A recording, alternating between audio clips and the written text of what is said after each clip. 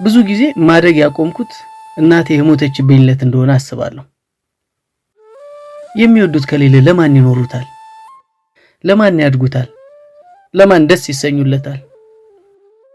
ሞት ያሳጣንን የምንወዳቸውን ሰዎች ክፍተት የትኛውም አይነት ማግኘት አይሞላውም። እኔም እሷን ካጣው በኋላ ሞልቼ አላውቅም። ጎድዬ እኖራለሁ።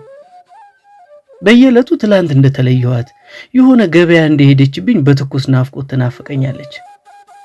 ከዘመናት በፊት ቆሜ ቀብሬያት ያልቆረጠልኝ ያላመንኩት ነገር አለ። እሱን ለማካካስ ብላ ነው መሰለኝ እሷም ሰርክ በህልም ያያታለሁ። ጓደኞቼ 3 ልጅ በሚወልዱበት በዚህ እድሜ በቅዠት ስባትት በድንጋጤ መሃል የምጠራው እሷን ነው። ብዙ ዓመት ኖሬ ትልቅ የሆንኩ ቢመስለኝም ደንቀፍ ስል እማዬ ማለት አልረሳውም።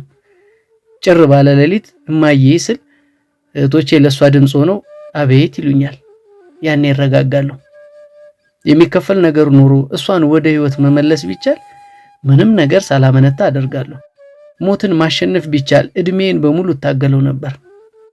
ግን ያው ሞት እናት የለውም፣ እጦት አይገባውም። ትናፍቂኛለሽ።